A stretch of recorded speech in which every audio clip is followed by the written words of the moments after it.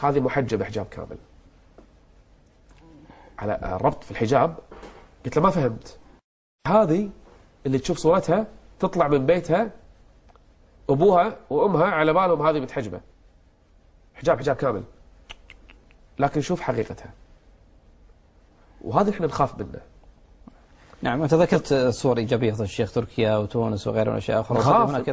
هذه صورة العكس. الله المستعان. نخاف يا شيخ من فتاة مجبورة على الحجاب، طبعا الحجاب واجب، ومن داخلها يصير ردة فعل عكسية. إذا التربية فضل الشيخ، كيف تنصح الآباء والأمهات على قضية تربية البنات، ومتى السن الذي ينبغي أن تتحجب فيه الفتاة، يعني الذي ينبغي أن تتربى عليه الفتاة في قضية تعلم حجابها؟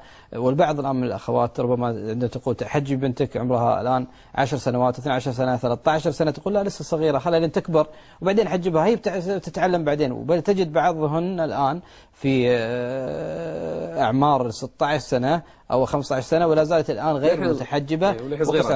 وعندنا إشكالية أيضا أخرى فضيلة الشيخ نبيل، قضية أيضا أن الرداء أو يسمونها الشيلة، تجدها في الشارع ممكن تفتح الشيلة وتعدي شعرها والناس يطلعون عليها وتغطيه والى اخره، والشعر طالع من الخلف والى اخره. هذه مو فاهمه الحجاب نفسه. اذا كيف نربي بناتنا على الحجاب؟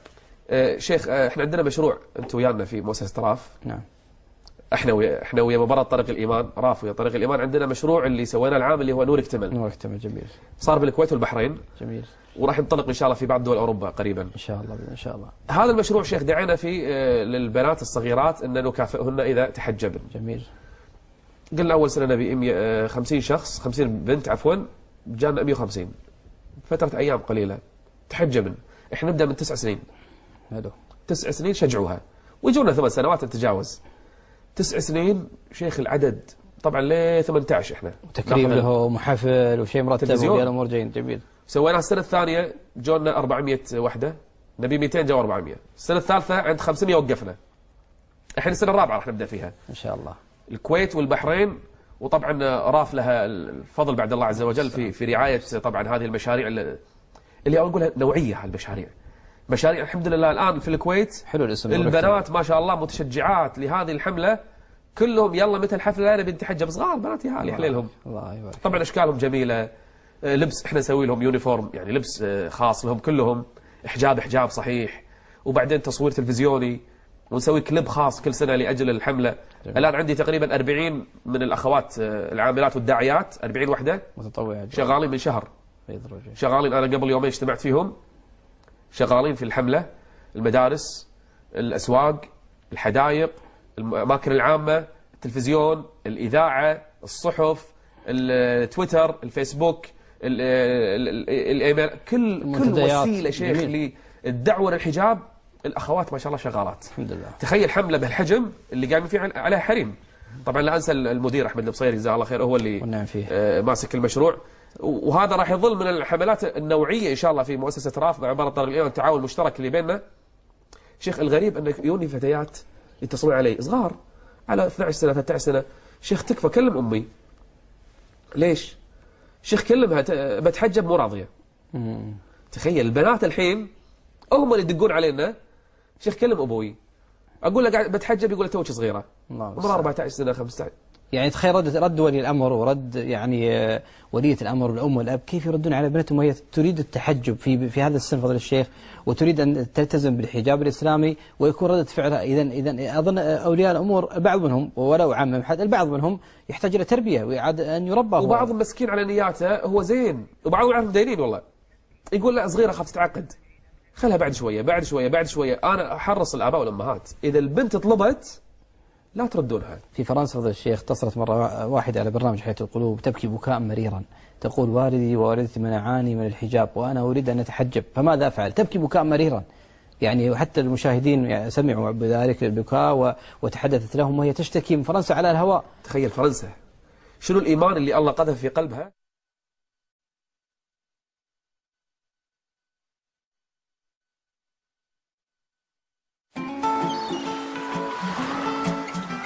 باخذ كرك بابا، بابا باخذ كرك سكر زيادة. تبي تسافر وانت في مكانك مع فودافون انترنت قد ما تبي الشبكة تلبي.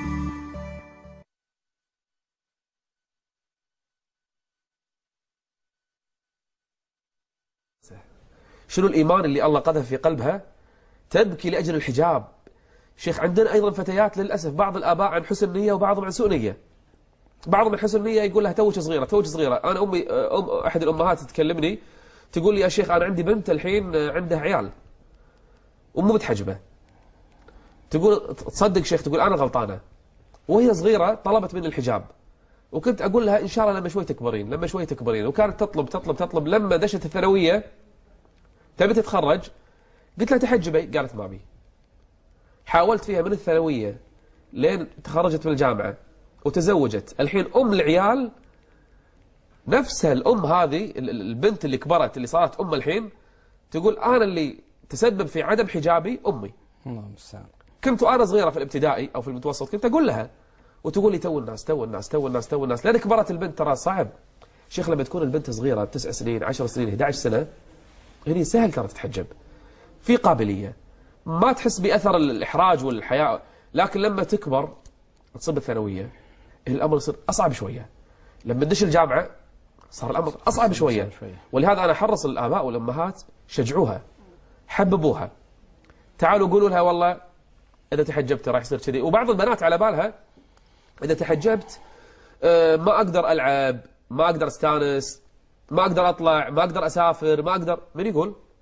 بالعكس متحجبة كل شيء تسوي. اي والله. مع البنات يروح يستانسه، يروح يلعبه، يروح يطلعه، يروح يسوي. لكن بحجابك ما شاء الله كل البنات متحجبات كل شيء قاعد يسوون. أصلا اليوم المحجبات اليوم الحمد لله في مجتمعنا المجتمعات الخليجية بالذات قاعدين يمسكون حتى مناصب قيادات جمعيات إسلامية وغير إسلامية. صحيح. يعني صار لهم مراكز حتى في البلد وهم ما شاء الله بحجابهم.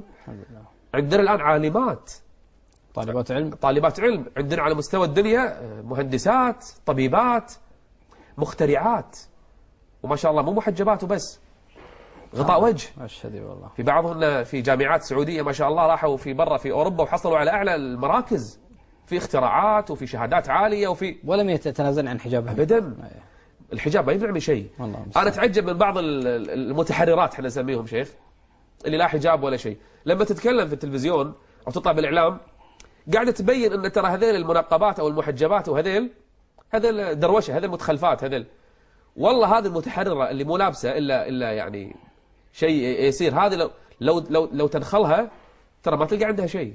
لا يغرك كلامها اللي تقوله، ما في ثقافة ترى، وقتها كلها ضياع أصلا ما عندها شيء. هم متسيبات، ولكن الإسلام هو دين حرية، دين السماح، دين ويظنون العالم أن هذين المتقدمات المتحضرات اللي وصلوا ماكو شيء، هشة ترى حتى لا علم لا ثقافة لا. الله المستعان. مرة واحد كان يكلمني في طيارة، استطرد على الموضوع هذا شيخ. لا خضراتك الشيخ. قاعد في طيارة وواحد كان يكلمني من التفكير الليبرالي هو.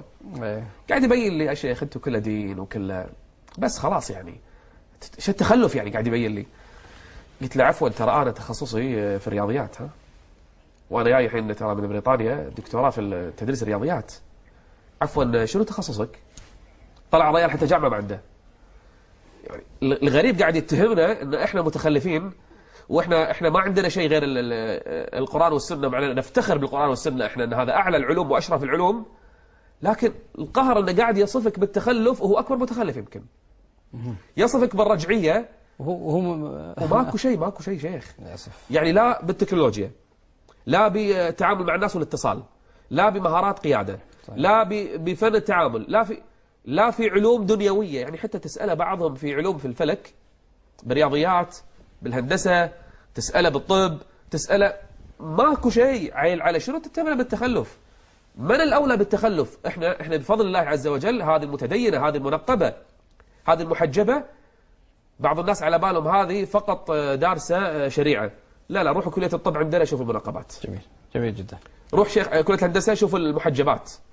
روح اللي دارسين الآن دكتوراه شوف ايش كثر منهم محجبات متدينات ملتزمات. في مصر ايضا فضل الشيخ في اماكن اخرى متعدده تجد ان المتحجبات والمنقبات هم اكثر الناس التزاما وتفوقا، وليس ذلك الا لهم في هذا الجانب. في الصيدله، في الطب عندنا في قطر وفي الخليج وفي الوطن العربي بل في العالم ككل يعني في هذا الجانب. لذلك تحجبها والتزامها هو دليل على تميزها واتقانها في هذا الجانب، لانها انتهجت منهج اراد الله سبحانه وتعالى في الحياه، ثم ايضا سارت في هذا المسار وتفوقت، لأن الذي يلتزم بمبدأ معين لا يمكن أن يحيد أو أن ينحرف أو إلا بمشيئة الله سبحانه وتعالى، فصلى الله يثبتنا وإياهم على الحق في هذا الجانب. فضل الشيخ، في أيضا سؤال أجبت عنه، لكن قضية من تتحجب أمام أهلها ومجتمعها، لكن عندما تركب مع السائق ممكن ترفع بابو ولا محمد ولا زيد ولا عمرو السائق وتطالع في وجه السائق، والأول عند محل المشتريات ترفع النقاب ويمكن تطلع وهي قد مكيجت في الآخرين. يعني الرقابة الذاتية، يعني الرقابة الذاتية في هذا الجانب ومراقبة القلب لله سبحانه وتعالى في خائنة الأعين وما تخفي الصدور في هذا الجانب، فضيلة الشيخ ما هو توجيهك؟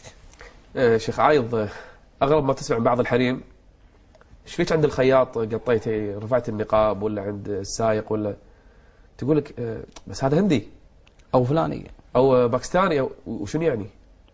مو رجل؟ مو إنسان؟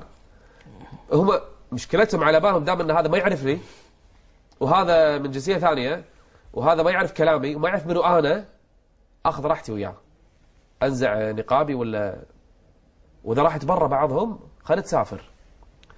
شوف بعض المحجبات إذا سافرت والله المستعان إنسانة ثانية بشرط تروح مكان ما في أحد إلا من رحمه من أهلها ومن ربعها ومن بلدها يعرفونها.